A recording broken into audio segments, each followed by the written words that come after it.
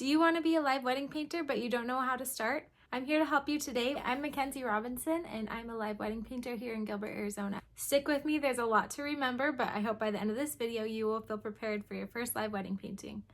The first thing you're going to need is your canvas.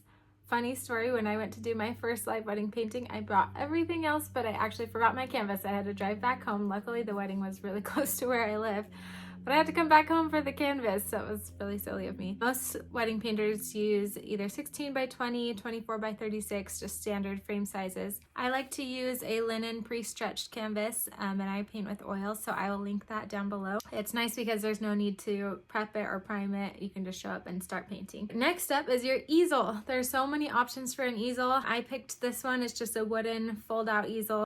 It also holds all my paint, which is nice. There are lots of options you can look into, but I like this one. It's easy to carry, and it does take a little bit of setup, getting it all to the right angles and height and everything. But I find that it's nice because I don't need an extra table on the side. I just keep all my materials inside my easel. And of course, you'll need paint. You might want to paint in acrylics or oils. Some live wedding painters use watercolor or gouache.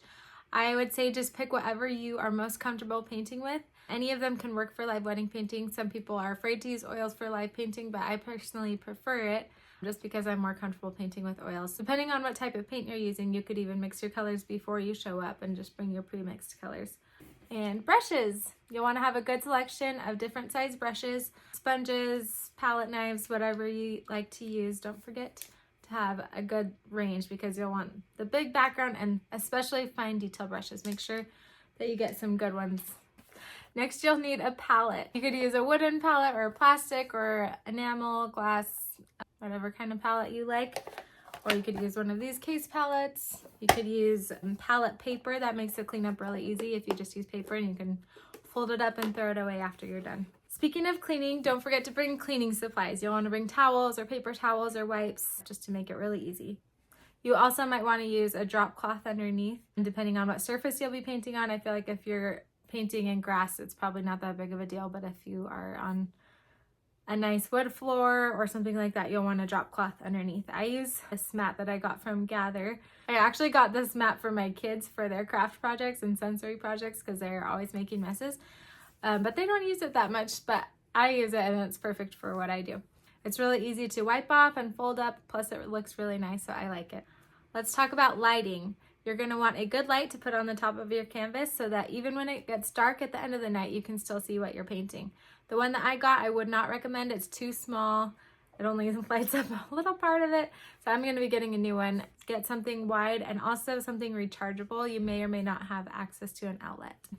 And speaking of outlets, bring a portable phone charger because you're going to be there a long time and you don't want your phone to die.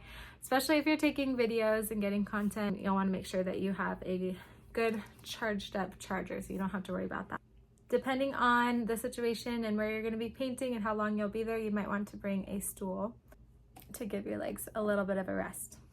And speaking of being comfortable, make sure that you wear comfortable shoes. If you're wearing heels, make sure that you've worn them before and that they are going to be comfortable on your feet for several hours. And whatever you're doing, I would practice with your setup and make sure that you do have everything you need. You might want to bring a small table to put beside you for your paints and everything. I don't use one, but some artists do, so probably practice and see what works best for you. Another little touch that I add when I go is just some flowers that match the wedding. I just have a stash of a few colors of fake flowers that I use, but it just adds a little cute touch to my easel. Or you could put a bow or whatever ideas you have. You'll also want a sign or business cards. The first time I went, I didn't have this and I wish that I had. You might want a QR code so people can follow you on Instagram, or business cards or brochures or whatever works for you, but something that you can hand out to people because they're going to be asking about what you do, and this could definitely help you get more clients in the future. At the very least, just a little sign with your Instagram handle or your website.